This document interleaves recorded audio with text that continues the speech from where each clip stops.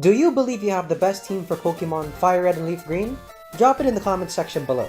Teams that gather a lot of attention will be featured on my upcoming Best Team series, where I use your team in a full playthrough and rank it on a custom leaderboard. That series will begin as soon as I reach 1,000 subscribers. Make sure to click the subscribe button and drop your team for a chance to make history in the Pokemon community. With that said, let's get on to the video. Ladies and gentlemen, I present to you the best team in Pokemon FireRed and LeafGreen. No, I'm kidding. That isn't the best team. If it were the best team, you would already see the members and you wouldn't have a reason to keep watching this video. When I browse YouTube for videos of people defeating Blue, I see teams ranging from the low 50s to the low 60s. Mystic Umbreon did a playthrough using his original best Kanto team, and his team was at the lower end of the spectrum. There was also one other channel whose team was below level 45. This means that if you are able to create a team that overcomes the final obstacle at around level 50, your team is pretty good. But is level 50 really a good measure for determining how underleveled a team can become? Was Leroy's team a special case? Is it not possible to make a team even more underleveled than his? Well, I mean, I do have this team here, it's pretty underleveled, it should be the best. Okay, I'll explain why I'm memeing that team later. But yeah, I was able to create a team that is lower than even that of Leroy's. In fact, after you see this team, I believe you will consider level 50 teams to be over-leveled. Hence this video. I will be discussing what I believe to be the best team for Pokemon FireRed and LeafGreen, and you are free to share your opinions in the comments section below. The teams that catch my attention will be featured in my upcoming Best Team series where I pit all your teams against each other to see which one comes out on top. No.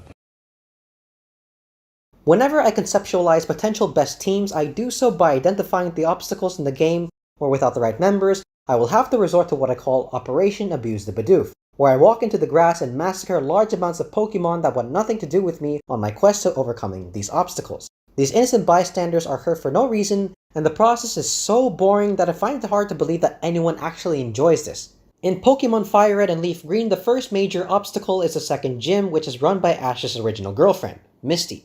Water types are almost as annoying as psychic types in that they deal a lot of damage to neutral types and are only weak to electric and grass types. To take her down, you need one of these two types, and while you can access Pikachu in the Viridian Forest, there is another electric Pokemon that is more invaluable than Raichu in overcoming the later obstacles in this game that is not available until after defeating this gym. Therefore, you will need a grass-type Pokemon to beat Misty, and the best Pokemon to do the job is Venusaur. Bulbasaur is literally the only grass-type Pokemon you have access to before battling Misty, and he is also the best grass-type for this game because of his bulk and access to the moves Leech Seed and Sleep Powder, which can be used in tandem to drain health from your opponents, which is vital for sticky situations. He can also serve as your Cut HM slave since for most of the game you only need to teach him the two aforementioned moves as well as a stab grass-type move. Choosing Bulbasaur will allow you to make quick work of both Brock and Misty's gyms. The next obstacle in this game is Lieutenant Surge's electric gym because electric types are only weak to ground types. This means you need a ground type Pokemon on your team. If you have already seen other videos talking about the best Pokemon to pick for Kanto, well, it wouldn't be a best team for Kanto without Nidoking. Nidoking. I'm sure you will think that Nidoking will be the best option to fulfill this role. However, you would be wrong. I actually tried using Nidoking in a playthrough team. This one. I managed to beat the Elite Four with this team, but was never able to find a way to defeat Blue. Now do you understand why I'm memeing this team? It failed me when I needed it the most. I probably would have been able to defeat Blue if I grinded my Pokemon to level 45, but the team I am presenting in this video managed to defeat Blue without any Pokemon becoming higher than level 40. So I didn't bother anymore, I didn't see the point. What I found after using Nidoking on this team is that yes, his ability to learn moves from so many different types is amazing, but none of them are actually stab moves, which means that they are not really reliable offensive tools. Nidoking actually plays a more defensive role in Kanto teams, and this is where his weaknesses become evident. His physical and special defense stats are nothing special, and his secondary typing is Poison, making him weak to Psychic and fellow ground types, as well as Water and Ice types. His subpar defense stats also make him weak against neutrally strong attacks, and Blue's final team has many members that are strong individually, their types being either super effective or neutral against Nidoking. It is for these reasons that I do not believe that Nidoking belongs on the best team for Pokemon FireRed and LeafGreen. So what ground-type Pokemon do we pick then for this team? The answer to this question can be found by analyzing Blue's final team. Since we picked Bulbasaur as our starter, Blue's final team consists of the members Pidgeot, Rhydon, Gyarados, Alakazam, Exeggutor, and Charizard. Pidgeot, Gyarados, Charizard, and Exeggutor all have either flying or normal physical attacks. There is one typing that resists both of these types, which is Rock. The best Pokemon to overcome the third gym and play a defensive role in your final battle against Blue is a Ground and Rock type Pokemon. And there's one Pokemon that has both of these types which you can access before the third gym. This Pokemon is Golem. On top of having the right typing to fulfill this role, his physical defense is excellent, making him a much better choice than Nidoking for the best team. By the time we enter Erica's Grass Gym, we will only have Ivysaur and Graveler, neither of which are great for taking out her gym, which is what makes her the next obstacle. As I mentioned in the Pokemon Emerald Best Team video, Grass is weak to Flying, Fire, Ice, Bug, and Poison type Pokemon, so there are a lot of options to choose from. However, none of these types are useful for the later obstacles in this game. Flying is weak to Giovanni's Rock-type Pokemon and Elite Four Lorelei's Ice-type Pokemon, and it doesn't make much of an impact against Elite Four Bruno's Pokemon because 2 members are actually Rock-type Pokemon, and the remaining 3 have coverage moves to deal with Flying. Also, Lance's Aerodactyl is a Rock-type Pokemon as well. Fire types are weak to the same obstacles I mentioned above due to 4 of Lorelei's Ice-type Pokemon also being Water types. Ice types will get scorched by Blaine's Fire-type Pokemon, and will also struggle against Elite Four Lorelei and Elite Four Bruno. There are no strong Bug-type Pokemon in the game, and while Ivysaur has a secondary Poison typing, so do 2 of Erica's Pokemon, cancelling out the effectiveness of that type. Therefore, the best typing to overcome this gym is actually Psychic, and Alakazam is by far the best Pokemon to fulfill this role.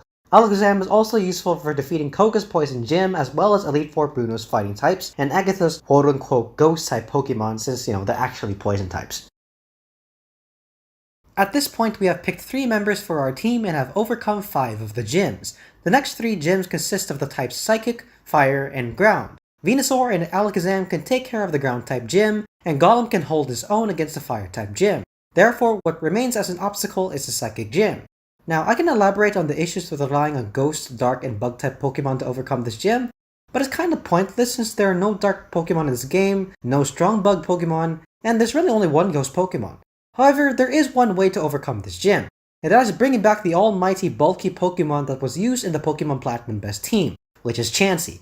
Blissey is not accessible until unlocking the National Dex, but Chansey can do the job just as well. Use Toxic and spam the moves Minimize and Soft Boiled, and you're good to go.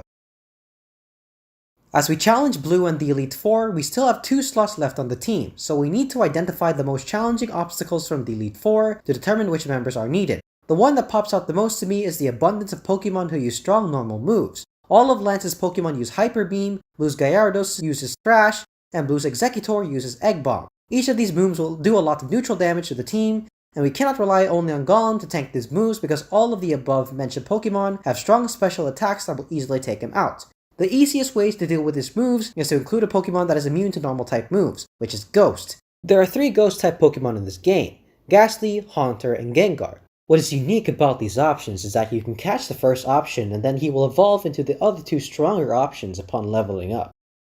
Okay. That was a long way of saying that there's only one Ghost type Pokemon in the game. Gengar can turn sticky situations in your favor by using the moves Hypnosis, Dream Eater, Curse, and Destiny Bond. Being able to put any Pokemon to sleep will give you the opportunity to turn the tides in your favor since while the Pokemon is asleep, you can move around freely. Using Curse on a sleeping Pokemon will allow you to deal damage every turn, even if you decide to switch out Gengar with another team member, which is very likely to happen since Gengar's defenses are pretty mediocre. Dream Eater can enable you to recover the HP you lost from using Curse if you want to do that before switching Pokemon. Destiny Bond is essentially a Hail Mary move you can resort to if you cannot think of a way to take down a certain Pokemon. You can at least get a trade instead. This will help with tight situations against Bruno, Agatha, and Lance.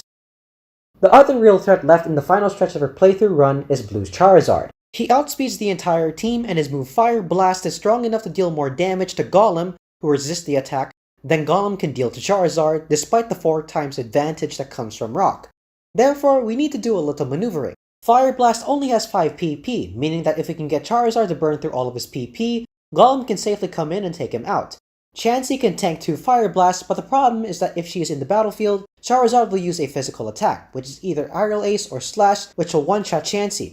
Therefore, we need to be able to pivot into a Pokemon that can resist both moves. While Golem can actually do that, it will not really do him much good since Chansey will have fainted after 2 to 3 Fire Blasts, which means that there is still enough PP to take him out. So we need another Pokemon to do this, one that will bait Blue into voluntarily bringing in Charizard to try to take out that Pokemon. The best way to do this is to choose a Pokemon with a typing that is strong against Pidgeot's flying type and Charizard's normal move, but weak against Fire Blast. The best type combo to do the trick is Electric and Steel. The only Pokemon that has both of these types is Magneton.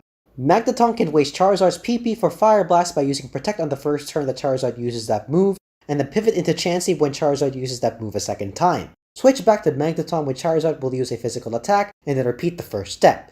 Doing this twice will take away 4 out of 5 PP, and then Golem can safely be switched in to take the last Fire Blast. By this point, Charizard is done for. The other Pokemon in the Elite Four can be defeated by the team, though it requires a lot of maneuvering and pivoting. And there you have it, the best team for Pokemon FireRed and LeafGreen. If you disagree with any of my choices, feel free to let me know in the comment section below. Drop your favorite teams and I just might feature them in my upcoming Best Team competition series. And don't forget to subscribe because I will not be making those videos until I reach at least 1,000 subscribers. Don't miss out on the opportunity to make a permanent impact on the Pokemon community. That's pretty much it for this video, thanks for watching. DFuego, signing out.